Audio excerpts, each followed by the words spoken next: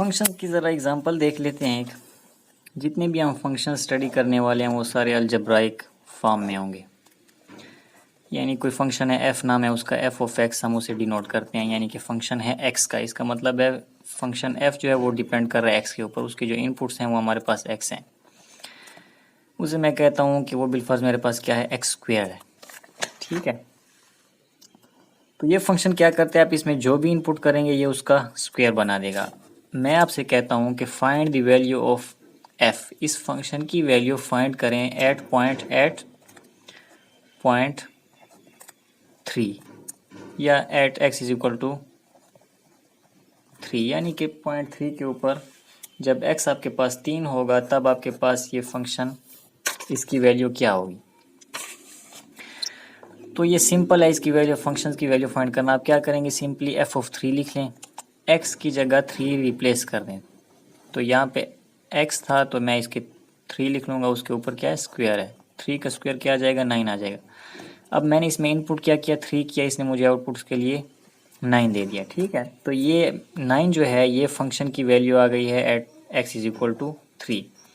इसी फंक्शन की वैल्यू अगर मैं पॉइंट 1 पे मालूम करना चाहूँ तो मैं कहूँगा f of 1 is equal to 1 का square is equal to 1।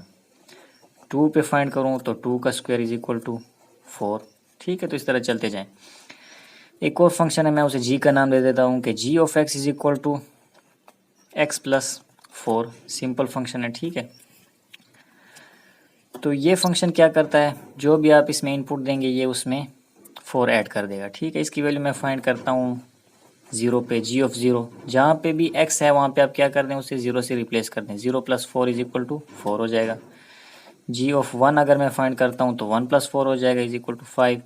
g of -5 मालूम करता हूँ तो -5 प्लस 4 इज इक्वल टू -1 हो जाएगा।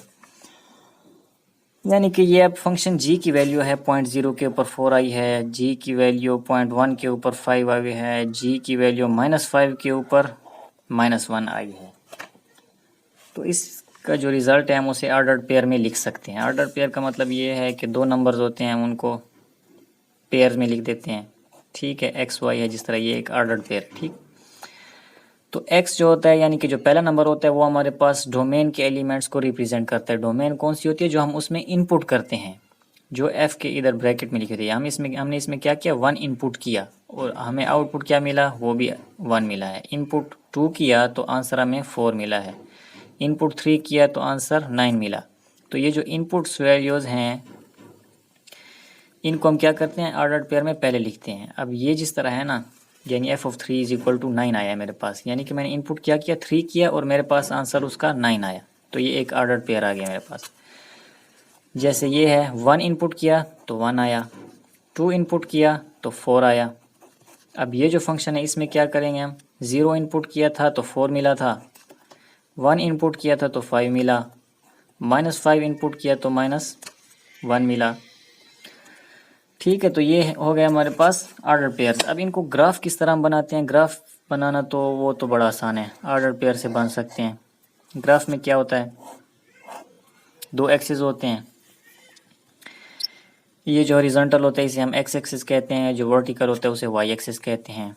इस पे सारी की सारी क्या होती हैं, x की वैल्यूज़ होती हैं और इस पे y की वैल्यूज़ होती हैं। इस तरफ x की वैल्यूज़ बढ़ती जाती हैं, सेंटर में 0, यहाँ पे 1 2 3 4 और इस साइड पे -1 -2 -3 -4 और ऊपर की तरफ जाएं ये y की वैल्यूज़ हैं 1 2 3 4, नीचे आते जाएं -1 -2 -3 और -4। तो इसको अगर मैं ग्राफ पे प्लॉट करूँ ये 1 1 को, तो ये जो पहली वैल्यू होती है ये x है, ये जो दूसरी वैल्यू है ये y है। तो x की वैल्यू क्या थी, 1 थी, तो x की वैल्यू जब मैंने 1 पुट की है तो उसके लिए y की वैल्यू क्या आई है, वो भी 1 आई है। अब देखना ये है कि ये दोनों कहाँ पे जुड़ रहे हैं, वो ये पॉइंट है, बिल्कुल स्ट्रेट लाइन लगाएं, ये पॉइंट बन रहा है। उसके बाद क्या है, उसमें 2 पुट किया हमने तो 4 मिला, 2 पुट किया मैंने तो मुझे क्या मिला, 4 मिला। ये जाके इस पॉइंट पे मिल जाएगा, यहाँ पे भी मैं एक ये लगा देता हूँ। 3 पुट किया तो 9 मिला, 9 उससे भी ऊपर होगा। 4 पुट किया तो वो उससे भी ऊपर चला जाएगा, 16 पे आ जाएगा। ठीक है, स्क्वायर आ रहे हैं। तो अब क्या करेंगे, इनको हम जोड़ते जाएंगे, इन पॉइंट्स को जोड़ दें तो ये आपके पास एक ग्राफ बन जाएगा।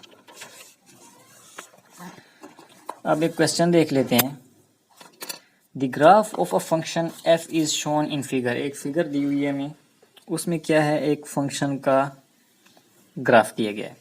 क्वेश्चन ये है कि find the value of F of 1 and F of 5, यानी कि फंक्शन की वैल्यू फाइंड करें एट पॉइंट 1, उसका आंसर बताएं। पॉइंट 1 के ऊपर जब x की वैल्यू 1 थी वहाँ पे फंक्शन की वैल्यू क्या आई है, या y की वैल्यू वहाँ पे क्या थी। जब x की वैल्यू 5 थी वहाँ पे y की वैल्यू क्या है, या f ऑफ 5 की वैल्यू क्या है। तो ग्राफ को हम देख लेते हैं। f ऑफ 1 यानी कि 1 पे 1, ये है हमारे पास x की वैल्यू। तो इस पे ज़रा ऊपर चलते जाएं, ये पॉइंट आ रहा है हमारे पास इस कर्व के ऊपर। ये जो कर्व है ये इस फंक्शन का ग्राफ है, ठीक है। तो ये पॉइंट आ रहा है, ये तकरीबन 2 है। तो जब हमने 1 इनपुट किया तो हमारे पास आउटपुट फंक्शन की जो वैल्यू है वो 2 आ रही है। तो हम लिखेंगे इसका answer f of 1 is equal to 2। इसी तरह f ऑफ 5 की वैल्यू पूछी गई है, तो f ऑफ 5 क्या है हमारे पास। 5 पे जाएंगे, 5 पे देखेंगे कि ये कर्व पे कहाँ पे जा रहा है, एक लाइन सीधी ड्रा करेंगे, वो ये पॉइंट है। ये पॉइंट तकरीबन ये -1 के करीब आ रहा है, ठीक है। तो मैंने इसे बस वैसे -1 ही लिख लिया। ग्राफ मैंने एग्जैक्ट बनाया नहीं है, लेकिन बस सिर्फ आइडिया ये है कि आपने क्या करना है। जो भी वैल्यू आपको बताई गई है, अगर मैं पॉइंट 2 के ऊपर मालूम करना चाहता हूँ फंक्शन की वैल्यू, तो पॉइंट 2 से एक स्ट्रेट लाइन इस तरह ड्रा करूँगा, देखूँगा इस पॉइंट पे कट कर रहा है, तो ये देखूँगा कि ये कौन सा पॉइंट आ रहा है, तो ये उसकी क्या हो जाएगी।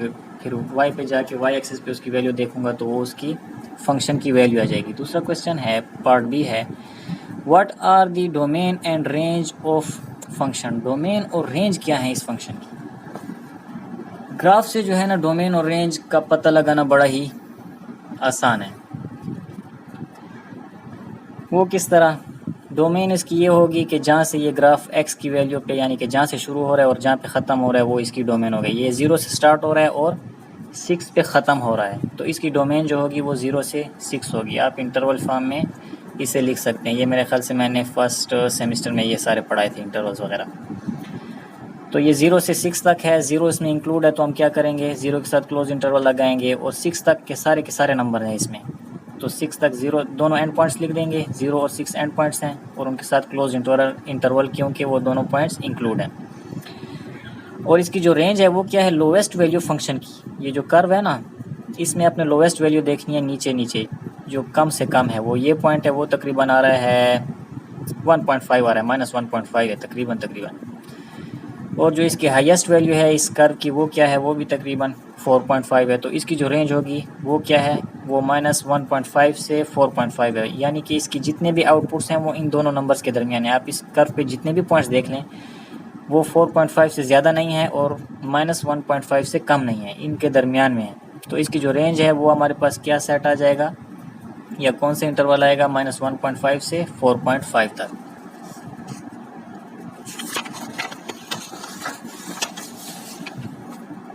अब यहाँ पे क्वेश्चन है,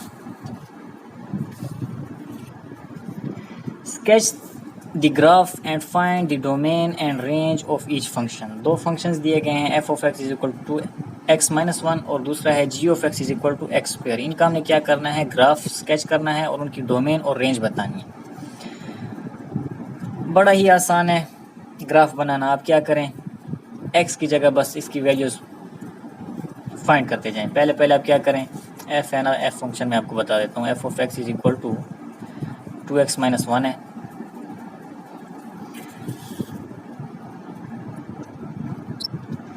तो हम क्या करते हैं, f ऑफ 0 कर लें, 2 की जगह 0 पुट करें, -1, 2 मल्टीप्लाइड बाई 0, 0 0 -1 फिर क्या करें, f ऑफ 1 फाइंड कर लें।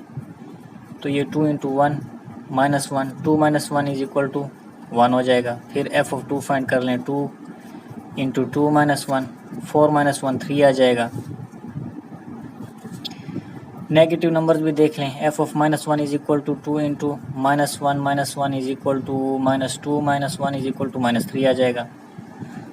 तो ये आप ग्राफ बना लें। इसका किस तरह बनेगा, ये 0 आया, 1 2 3 -1 -2 -3 1 2 3 4 -1 -2 -3। जब मैंने क्या किया, 0 इनपुट किया तो आउटपुट मेरे पास -1 है। जब मैंने 0 इनपुट किया तो आउटपुट की वैल्यू y पे हम देखेंगे, वो क्या है, मेरे पास -1 आई है। 0 इनपुट किया, -1 आया। फिर मैंने क्या किया, 1 पुट किया तो आंसर भी 1 आया। 1 पुट किया, यहाँ पे 1 पुट किया, वहाँ पे भी मेरे पास 1 आया, ये पॉइंट आया। इन दोनों पॉइंट्स को हम क्या करेंगे, ज्वाइन कर लेंगे। उसके बाद मैंने इसमें 2 पुट किया तो उस पे मेरे पास वैल्यू क्या रही है, 3 है। 2 पुट किया मैंने तो मेरे पास वैल्यू 3 आ रही है, ये पॉइंट आ जाएगा। -1 पुट किया मैंने तो -3 आया। -1 ये है x की वैल्यू। -1 पुट किया तो y की वैल्यू क्या है, -3, वो यहाँ पे होगा तकरीबन, ये पॉइंट आ जाएगा। तो ये एक स्ट्रेट लाइन बन जाएगी। तो ये उसका ग्राफ है। इसी तरह आप जो है ना g ऑफ x, ये आपकी असाइनमेंट है, ये आप खुद ही देख लें।